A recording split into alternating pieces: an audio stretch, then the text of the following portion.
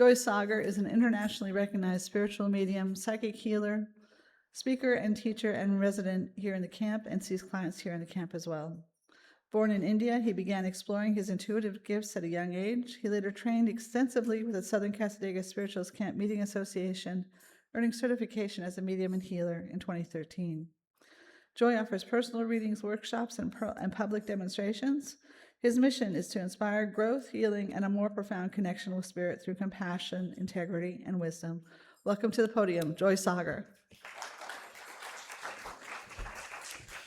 Good morning, everybody.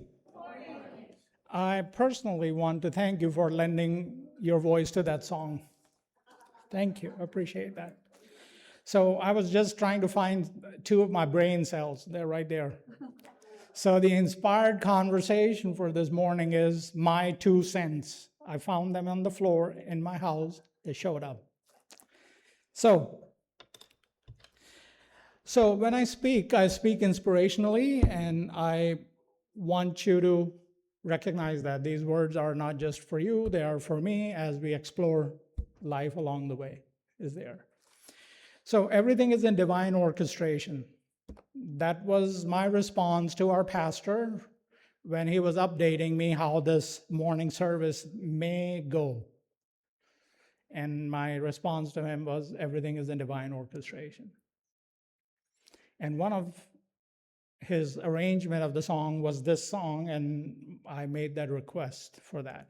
Now, in my personal way, this song has a very deep, meaningful place for me. When I saw the movie, The Greatest Showman from Hugh Jackman, that movie was so mesmerizing for me. I did not move out of my chair for any breaks whatsoever. I just saw that from start to stop. Now, this song is written in an arrangement, but this song speaks to me because we all carry dreams. And as I was singing the song today, what I was recognizing is I could sing this song to myself. I don't have to sing it to somebody else or for some other reason. I have to remind myself, I myself should see dreams for me. And it's not all about manifesting along the way of life, but these verses were talking about my personal space of the presence that I have in my life. So, has anybody in this audience has ever had a dream for somebody else? It may have been a rare occasion that you did. Having a dream about somebody else is possible. Having a dream for somebody else is an anomaly. So if you had those experiences, good for you. But most likely, you are dreaming from your own time-space continuum. So we're going to digress all the way back to my childhood, and I speak from that story because I've lived that story. I'm very confident in what I share from that space. I had dreams. I had dreams to have a horse and a dog and a Jeep and live on a land and not worry about anything. I had a dream. And though it was such a real dream because I could see it in my mind. Then came along puberty and teenage years, and then I got bonded through the dreams of my father. He wanted me to be something. And I became a part of his dream. And I got flown into it, so my horse and my dog and my Jeep got left behind. And I followed that dream. Well, my teenage years turned to my young adulthood, came along a relationship, got bonded with that dream, left my father's dream somewhere on the shelf long behind, and I made those dreams a part of my journey, is there. I succeeded or failed at them. I failed by 1 point, and I didn't make the cutoff list. And that dream came and went about that relationship. Life just has been a wonderful space of being for all of us. You have your own stories, you have your own version of understanding. Where you started from and where you're sitting today could be a linear space or could be a haphazard space. So I wanted to complete my MBA, found out didn't have enough money. Didn't make the list, but didn't have enough money to support my education. That dream came and went. The best next option was a different education. I took that, and then when I graduated, I found out I don't like that thing. I had to move on to something else. So my dreams have just bounced around. Does anybody relate to that? Right? So everything I studied, I did not do it as a profession, and as I did my professional studies, I did not do that. And life was happening. And in that point, there was a lot of loss and grief within my personal life. And that was modifying that dream from teaching responsibility or growing up too soon, etc. So that modifiers are always present in all our lives. So when our pastor sent the message of this song, I'm like, it's a divine orchestration. I couldn't have planted that seed any better than if I tried to. And that's just how it is. So came to the United States and tried everything that I had learned in my experience, in my education. Those dreams didn't go too far, and I had to learn. So that was the point, that if I had to dig a ditch to start somewhere, I was ready for it. That was not my dream, but I was ready for it. So life will often bring us to a point where we may have to start all over again. That doesn't mean it's the end of all, but it definitely means it's the beginning of all. So I took that embracing, I went through it, and I've shared this story for some time. I applied in the same organization, in the same department, for the same position for 7.5 months, nonstop. Every time a job would come along, I would just hit that button, apply, and update my resume. I'm still looking. And one day, I got a phone call. We'd like to bring you on board. We had just a mass exodus of 7 employees, just randomly left the work. So I said, when can I come for the interview? He said, no, we've already met you. You just went tell us if you can start or not. I said, sure. I started. I worked there for 17 some years. Was that my dream? My dream was to start somewhere. That's all the intention was. Even if it takes for me to get a shovel in my hand and start, I will. But that opportunity landed. It put me into a beautiful place of colleagues, co-workers, learning, teaching, and building my skills.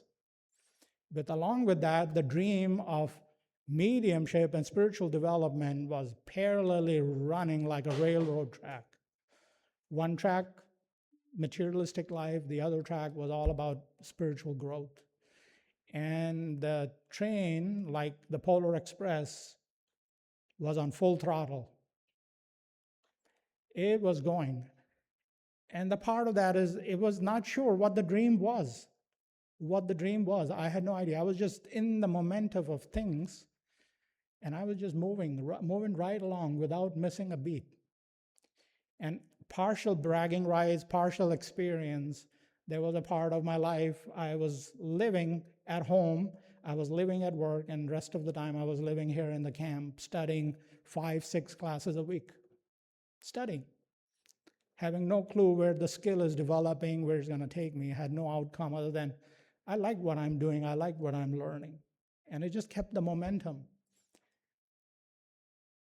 Somebody else had a dream for me. They were not the dreams I was supposed to have. Somebody else had a dream for me. And I, at this very moment, this morning, when I found these 2 brain cells, 2 cents, the Divine Spirit had the dream for me. They had already carved my path in the way that it was most beautifully, immaculately, impeccably set up for me. And all the past few years, I am absolutely in my glory, in my momentum of calling myself, being in the right place at the right time for the right reason. Our dreams are real. Our ability to understand and manifest through spirit is so real. So I challenge each and every one of you, sit in your chairs and think of a thought and be ready to meet and greet with it as you go out there within a few minutes. Thoughts can be so powerful. The co-creation can be so impeccable with the energies of life that when we are resounding with it, it just shows up. It meets you exactly where you are at that time. So dream and continue to dream, even if they are not making sense or not getting completed and manifested. I want everybody to understand I will not give up on my dreams. So in that verse, it says, I lay at night awake in bed thinking about dreams. I'm very responsible for thinking what was not working out in my dream. I was absolutely responsible. No job, nobody's responding. The manager never called me back for hiring or even saying, sorry, tough luck. I stayed there. I stayed there where the money is going to be or how things are going to be met or not. I laid there until one day I realized, I'm not driving this cart. I'm not driving this life. Somebody else is driving, so yeah, they're going to provide me, so why do I have to worry? Things changed in that momentum. The drive within me says there's a release. And I've learned this formula. When things are supposed to happen, they happen on their own without us trying and putting in a lot of effort. They just happen like this. When the resistance is a slack or minimal, things are happening. The great infinite spirit, the divine spirit, is representing through us. And I understand the value of learning lessons along the way. But when you learn it, you might want to leave it too. You don't have to carry those things on our backs. So the momentum of this opportunity of how things were shaping for this service was like it's going to be what it's going to be. We are not so much in control, once again, yet proven very nicely. Everything's just going to fall itself in place. But that song was my trigger. It was my mechanism of simmering my inspiration because I lived that song. I lived that song. I dream of things to accomplish. People show up, opportunities show up. I have been sponsored on retreats and classes through other individuals that supported my dream of experiencing something. Things can happen for you. And I'm pretty confident things have happened for you when people silently show up in alignment with your own energy to support your journey. Recognize them. Understand they're there. Maybe that's your physical angel walking right next to you. And we're waiting for some angel to show up with wings and magical wand. We have those people that walk on this earth plane. So, our ancestors, spiritualism, or just life in general, had a dream for their life. How to understand how did they manifest their dreams. Maybe their dream was to be a good provider, keep the food on the table. Maybe their dream was to do whatever they wanted to do, and they did it in their own way. Everything is consequential. Everything is within our nature of affecting each other. So the dreams that we are seeing can be that teamwork because there might be a situation you may not be able to accomplish your dream just on your own. You may have to learn to bring along those helping angels in this living life that can contribute to your dream while you contribute to their dream. So the relational aspect of dreaming is really interconnected from all aspects, right? So the mastery in this moment of speaking to you is saying is, when you lay in your bed wondering and worrying about the dreams that are not working out, right? That's one sign says go this way. Why can't you start dreaming about potentials and possibilities? What if when I wake up, everything will fall in place? I'll find everything that's supposed to be. It's just fascinating how easily we are conditioned in going in a direction that feels so real. And the idea of inspiration through the great infinite spirit is, hey, I'm just going to watch how this person's going to operate. Yes, we'll find the solution out of our misery, but that's an experience by itself to be had. So when you're there wanting to manifest your dreams, fill it up with things that we want. Fill it up with things that you really want. Good health, good family, good relationship, good food on the table. Don't have any version of guilt, because if it is helping you and helping somebody else along the way, understand this process of life is operational on many levels. So dream your dream tonight. If you take a nap, dream it during the day. There's nobody saying it's only at nighttime. Whenever you're taking a nap, snoozing, tell yourself, I'm going to go into that space. I'm going to fill that shelf. I'm going to pick up that book. I'm going to get that gemstone from Cassadaga bookstore. Right? Put it out there and see how it plays out. Maybe the simple part of the dream is like, I'm not such a handy person. Maybe I need a handy person. See if the handy person shows up. The ideation of bringing that itself in our vibration to manifest it. There's a little saying in India, we say, I'm superiorly going to fumble through paraphrasing it. An individual cannot do things on their own. I'm super duper paraphrasing it. In other words, one needs another one to make it a two, or make it a union, or make it a pair, make it a combination, make it a unit. It doesn't matter. It doesn't have to be always intimate and personal. If you were not present in this room, my job would have been extraordinarily simple. You get my point? This is the exchange of the energy that is happening here. It takes you for me to be visible in today's opportunity. Was it my dream to be here? Oh gosh, no. I've never been an orator and debater in my entire life. I took the platform class and Reverend Janie's oven class, and we all students have to come on the speaker and give a lecture in real audience. That was my hook. Something was moving inside of me that stoked that part of me that said, hey, this is good.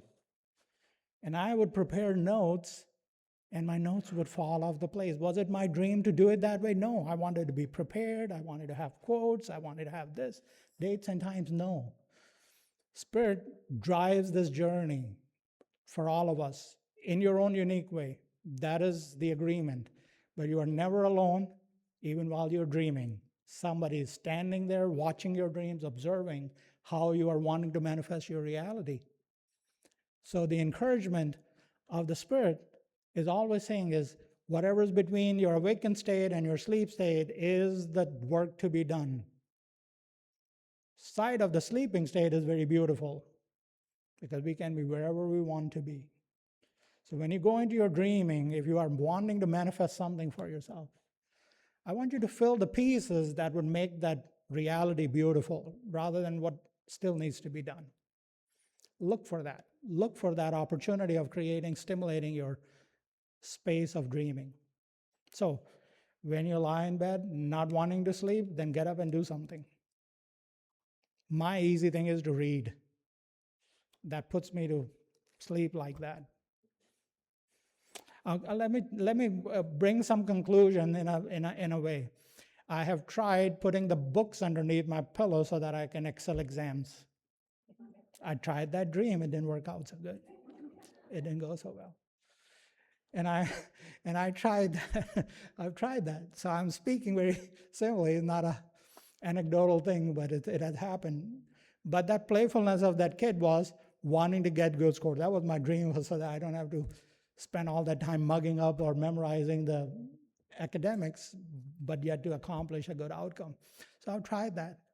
So why can't we all feel that innocence within ourselves? Why everything has to become so measured? In that dream space is rarely a measured state of consciousness. It is merely a state of presence. You're present within yourself in that dream. I've only had a few occasions when I had a dream within my dream. I had to chase something else. But yet, it is a part of our consciousness that's expanding into that space. So let me bring it to our ancestors. Our spiritualists were different folks because we normally don't fit anywhere, because we are considered in some way, shape, or form as free thinkers. We all independently fire our own thought process, perceive things, understand things. So working by the book is not always an easy thing. And that's a sense of awe, that is also a sense of challenge, but that's also a sense of that we are here because those visionaries allowed their dreamy reality and brought us a lot of information in academics and books that we can read today, especially from Andrew Jackson Davis. If you read the Harmonial Philosophy, he has been in trance dictating how everything was formed. So if you are an avid reader of spiritual matters, that book could be a game changer for you. It was all in trance. It was all in that space of suspension. And dreams are that suspended reality which is waiting to be manifested. And the simple key is everything is in divine orchestration. It's nothing personal. So the sheet in the book today, I feel, is yours to keep and take it home. And you can sing out loud in your own voice and talk to yourself and remind yourself about dreams, your dreams, the dreams that you have for yourself. And then go about your way in manifesting and creating them into your relative reality. So please take that paper with you, and I would encourage, take time to just sing it out loud and manifest your experience in that sense of accomplishment. Now, you have become my reality.